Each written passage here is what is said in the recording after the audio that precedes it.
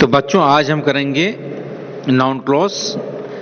Noun clause बताने से पहले मैं आपको बता देता हूं कि क्लॉज जो होते हैं बच्चों, सब्जेक्ट और एक वर्ब, इसको हम क्लॉज बोलते हैं। अपने आप में कंप्लीट सेंटेंस होते हैं और इनका जो है एक सेंटेंस का पार्ट होते हैं और इनका खुद का सब्जेक्ट और वर्ब होता है और एक सेंटेंस का पार्ट होते हैं।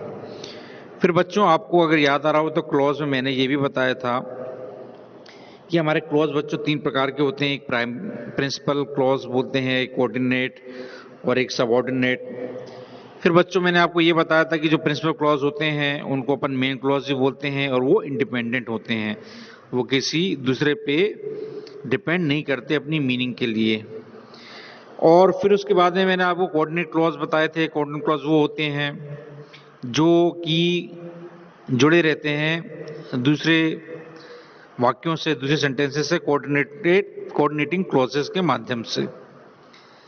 एंड है बच्चों, बताया था ना मैंने, एंड बताया था किस तरह से अपन ने जो है एंड बताया था कि ज़्यादातर अपन एंड से और बट से एज वेल एज से, इधर से नीदर से, इनसे जोड़े रहते हैं ना, जुड़े रहते हैं, इनकी पहचान ये है। ठीक है बच्चों, यहाँ तक आपको मैंने बता दिया था जो है कोऑर्डिनेटिंग कंजंक्शन। फिर उसके बाद में मैंने सबऑर्डिनेट क्लॉज के बारे में मैंने आपको बताया था कि सबऑर्डिनेट क्लॉज क्या होते हैं, जो डिपेंड करते हैं प्रिंसिपल क्लॉज पे अपनी मीनिंग के लिए। और बच्चों अब यही वो पार्ट है जहां पर बच्चों हम तीन क्लॉज हमारे पास में आएंगे, एक नॉन क्लॉज आएगा, एक एडजेक्टिव और एक एडवर्ब। तो बच्चों आज जो हमारी पहली स्लाइड है नाउन क्लॉज की, वो ये है कि जो है एक शब्दों का समूह होता है। ए noun clause is a group of words which contains a subject and A predicate of its own. इसका खुद का अपना सब्जेक्ट और प्रेडिकेट के अंदर जो वर्ब वगैरह आती हैं वो होता है, और वो किसके जैसे काम करता है बच्चों, नाउन के जैसे। तो ये इंपॉर्टेंट है, खुद का अपना सब्जेक्ट और वर्ब है, लेकिन वो अगर नाउन के जैसे काम नहीं कर रहा है, एडजेक्टिव के जैसे काम कर रहा है, तो वो एडजेक्टिव क्लॉज होगा बच्चों। और उसी प्रकार से अगर वो एडवर्ब के जैसे काम कर रहा है तो वो एडवर्ब क्लॉज होगा। तो नाउन क्लॉज में बच्चों एग्जांपल से समझते हैं। आप देखिए आपके सामने एग्जांपल आ रहा होगा, he expects that he will get a prize. अब यहां पर बच्चों, यहां पर आप देखिए ही एक्सपेक्ट्स, वो उम्मीद करता है कि उसको क्या मिलेगा, उसको इनाम मिलेगा, that he will get a prize.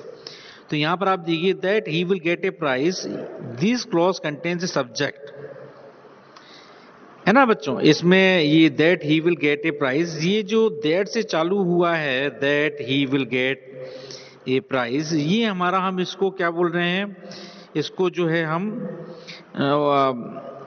This clause is object of verb expects, है ना। It is also working as a noun, therefore it is a noun clause. तो बच्चों यहां पर जो है ये जो क्लॉज है that he will get a prize, ये बच्चों ये जो वर्ब है यहां पर एक्सपेक्ट्स, इसका ऑब्जेक्ट है।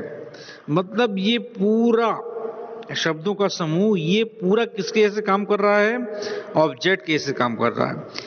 अब आप कहोगे ऑब्जेक्ट कैसे क्यों काम कर रहा है, सब्जेक्ट कैसे क्यों काम नहीं कर रहा बच्चों। तो देखो सब्जेक्ट तो है ना ऑलरेडी, ही हमारा पहले से ही सब्जेक्ट है, यहाँ पे ही सब्जेक्ट है और वी हमारा वर्ब है। और ये बच्चों that he will get a prize, ये जो है ये क्लॉज है। That he will get a prize clause क्यों है बच्चों, क्योंकि इसमें खुद का अपना सब्जेक्ट है और वर्ब है और दूसरी चीजें हैं, मतलब खुद का सब्जेक्ट प्रेडिकेट है, लेकिन ये बच्चों ये वर्ब का ऑब्जेक्ट है यहां पर। तो अपन ने देखा कि एक क्लॉज जो है वो अपने आप में कंप्लीट है, जो कि नाउन क्लॉज है, और वो अगेन एक सेंटेंस का पार्ट है, पूरे सेंटेंस का पार्ट है। पूरा सेंटेंस क्या है, he expects that he will get a prize.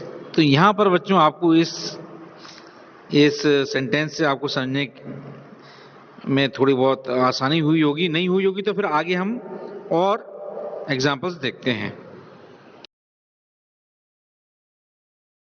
अब देखिए noun clause is a subordinate clause. Noun clause क्या है बच्चों? सबऑर्डिनेट क्लॉज है। तो सबऑर्डिनेट क्लॉज कौन से होते हैं? सबऑर्डिनेट क्लॉज वो क्लॉज होते हैं जो कि प्रिंसिपल क्लॉज पे डिपेंड करते हैं अपनी मीनिंग के लिए, और it works as a noun in complex sentence. और सबऑर्डिनेट क्लॉज जो बच्चों ये नाउन की जैसे भी काम करता है कॉम्प्लेक्स सेंटेंसेस में।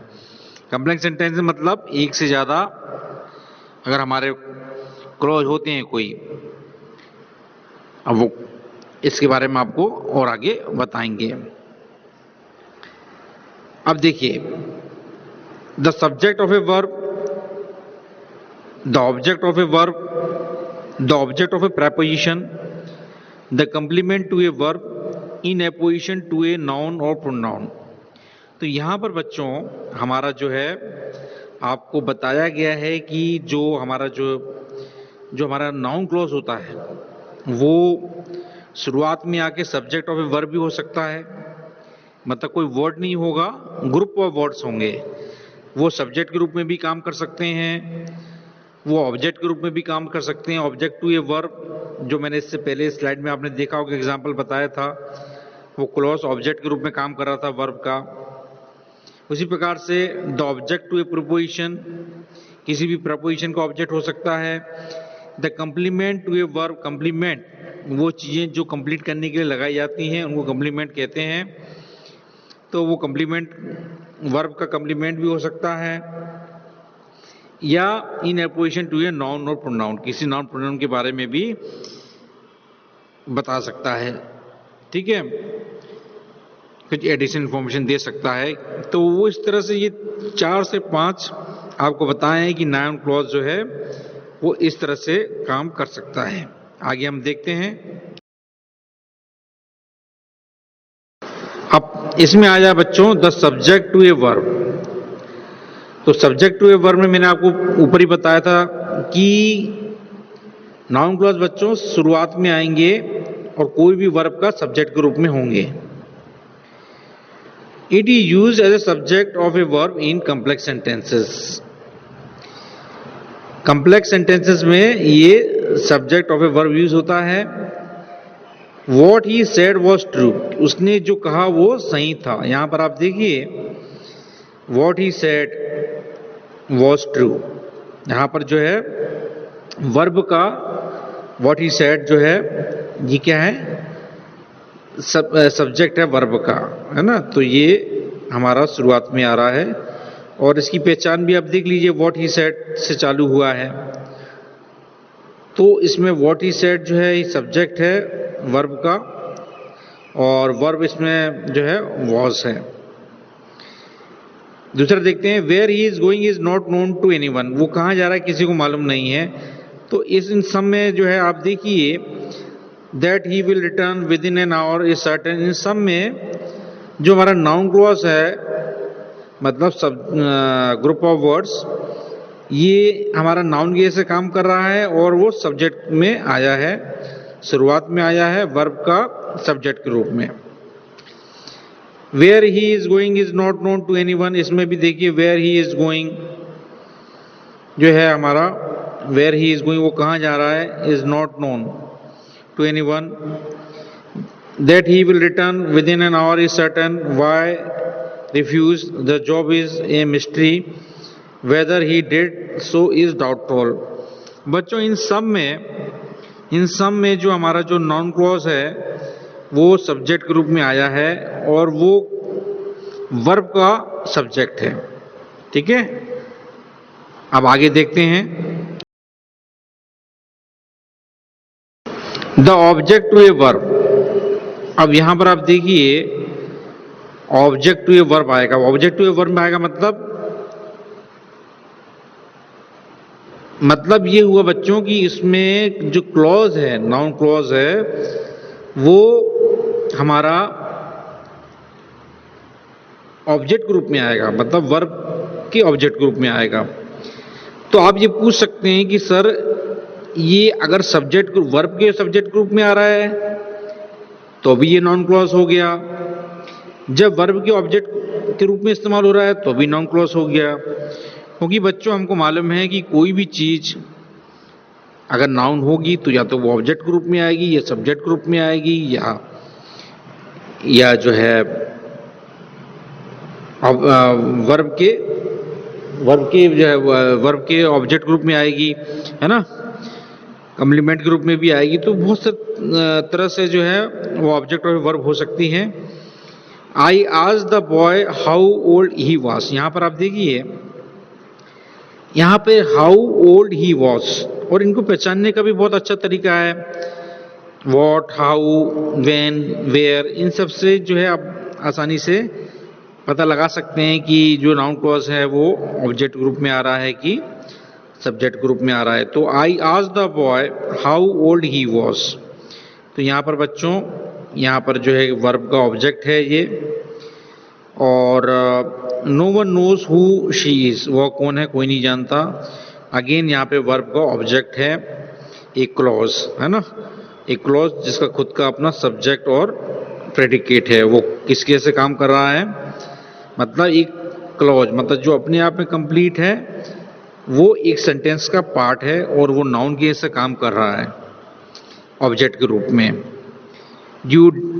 उसके बाद में Ram will be glad to know when he will take it, वो कब लेगा। इन सब में आप देखिए जो है हमारा जो नाउन क्लॉज है वो ऑब्जेक्ट टू ए वर्ब है। आगे देखते हैं। अब हमारा नेक्स्ट बच्चों वो है the object to a preposition. तो हमने देखा वर्ब का सब्जेक्ट, हमने देखा वर्ब का ऑब्जेक्ट क्या, नाउन क्लॉज।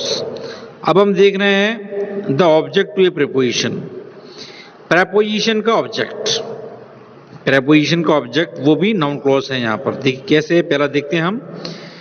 पे careful attention to what your mother says, pay full attention करो, मतलब अटेंशन दो, ध्यान दो जो आपकी माँ कहती है ना। तो यहां पर टू का जो है प्रपोजिशन है, प्रपोजिशन टू का object what your mother says, ये इसका अपना जो है ये और सब्जेक्ट है ना, वर्ब भी है इसमें सेज, तो ये अपने आप में सब्जेक्ट वर्ब है और ये जो है प्रपोजिशन का ऑब्जेक्ट है। दूसरा सेंटेंस देखते हैं। There is no meaning in what you say, कोई मतलब नहीं है तुम जो कहते हो। तो यहां पर वॉट यू से ये इन प्रपोजिशन का ऑब्जेक्ट है। क्लॉज, ये नाउन क्लॉज है जो कि प्रपोजिशन का ऑब्जेक्ट है। The father loved at what the boys were doing, again यहां पर प्रपोजिशन एट का ऑब्जेक्ट है। ठीक है बच्चों।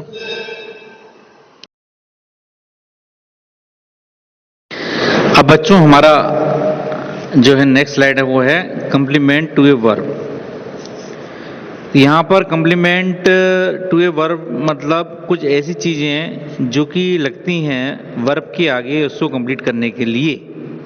तो यहाँ पर जो है बच्चों हम जो कंप्लीमेंट लगा रहे हैं वो भी नाउन क्लॉज होगा और वो कंप्लीमेंट टू ए वर्ब होगा।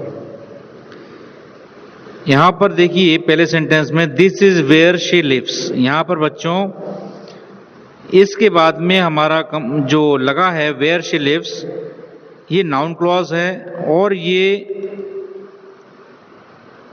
नाउन क्लॉज है हमारा ये। लेकिन ये जो है ये अगर आप देखें तो दिस इज के बाद में नाउन क्लॉज लगा है उसको कंप्लीट करने के लिए। तो आप ऐसे समझ सकते हैं कि कंप्लीमेंट वे होते हैं जो कि हेल्पिंग वर्ब के बाद में जिनको हम अपन लोग लगाते हैं सेंटेंस को कंप्लीट करने के लिए। तो बच्चों यहाँ पर हमने जो है नाउन क्लॉज को लगाया है कंप्लीमेंट के रूप में सेंटेंस को कंप्लीट करने के लिए। अब यहाँ पर जो बच्चों हमने नाउन क्लॉज लगाया है वो कंप्लीमेंट तो है लेकिन वो अपने आप में भी कंप्लीट है, इसकी खुद का सब्जेक्ट है, वर्ब है। इसी प्रकार से life is what we make it, इसमें भी लाइफ के बाद में जो इज लगा है, इसके बाद में अगर इसके बाद में मैं व्हाट वी मेक इट, ये जो नाउन क्लॉज है, क्योंकि ये ऑब्जेक्ट की जगह पे आया है ना, तो कंप्लीमेंट जो है वो कंप्लीमेंट टू ए वर्ब है, ये है ना, कंप्लीमेंट टू ए वर्ब है। उसी प्रकार से this is exactly what I expected, इन सब में जो है जो हमारा नाउन क्लॉज है वो कंप्लीमेंट टू ए वर्ब है, मतलब एक तरह से देखा जाए तो उसको कंप्लीट करने के लिए है। आगे देखते हैं। नेक्स्ट है बच्चों, in apposition to a noun और pronoun. In apposition to a noun और प्रोनाउन, इसका क्या मतलब होता है? In apposition to a noun और प्रोनाउन, इसका क्या मतलब होता है? देखिए एग्जाम्पल से देखते हैं। The news that he intended to come gave much pleasure. तो यहां पर जो है, यहां पर जो हम देखिए कंजंक्शन लगा रहे हैं वो after noun in case of opposition है। तो यहां पर आप देखिए पहले सेंटेंस में और दूसरे में भी ऐसा ही है और तीसरे में भी ऐसा है। दैट के बाद में, दैट के पहले जो है, दैट के पहले हमारा क्या है? नाउन है ना, नाउन है। Noun in case of opposition, इसका इन केस ऑफ अपोजिशन मतलब उसके बारे में ही जो है पहले बोल रहे हैं, फिर उसके बारे में बता रहे हैं। The news that he intended to come gave much pleasure, ठीक है, मतलब न्यूज के बारे में बता रहे हैं कि वो जो कि जिसका इंटेंशन क्या था, मच प्लेजर, है ना, जो आने वाली थी न्यूज वो उसने बहुत हमको क्या दिया? प्लेजर दी। इसी प्रकार से दूसरे सेंटेंस में इट वॉज अनफॉर्चुनेट, ये बहुत दुर्भाग्यपूर्ण था। दैट ही वॉज एब्सेंट, कि वो एब्सेंट था। वो एब्सेंट था, किसके बारे में जानकारी दे रहा है? कि ये बहुत दुर्भाग्यपूर्ण था कि वो एब्सेंट था। तो बच्चों noun in a position, noun in a position to a noun और प्रोनाउन का मतलब ये होता है कि जब भी हम किसी भी कंजंक्शन से पहले कोई भी नाउन के बारे में जो है हम फिर बाद में उसके बारे में और बताते हैं, तो उसको हम जो है इन a position to a noun और प्रोनाउन कहते हैं, उसके बारे में जानकारी देना, ठीक है। The fact that he is not clever gives us much pain. यहां पर भी ये देखिए आप, दैट के पहले जो फैक्ट जो कि तथ्य नाउन है, इसके बारे में और अच्छे से बताया जा रहा है, कोई चीज बोल के उसके बारे में बताना, ठीक है। उसी प्रकार से use of conjunction that after verb may और may not be used in case of apposition. तो यहां पर बच्चों हम सभी सेंटेंस में जो हमने ऊपर देखे, उन सभी सेंटेंस में हमने क्या लगाया बच्चों? दैट लगाया। दैट लगा के फिर बात कही है ना, दैट लगा के बात कही है, मतलब दैट लगा के एक हमारा जो क्लॉज आया है वो नाउन क्लॉज है। लेकिन कई बार ऐसा भी होता है बच्चों कि बिना दैट लगाए भी हम जो है कह सकते हैं। लिखा है ना, use of conjunction that after verb may और may not be used in case of apposition. तो कई बार में हम लोग कोई भी नाउन को लिख के कॉमा लगा के भी उसके बारे में कह सकते हैं। आफ्टर वर्ब मे और may not B use in case of opposition, ठीक है बच्चों। हाँ, लेकिन अपोजिशन में तो कर सकते हैं कॉमा लगा के, लेकिन क्लॉज के केस में हम लोग उसको लगा के क्लियर करते हैं। ये भी आपको समझ में आ गया होगा। आगे देखते हैं।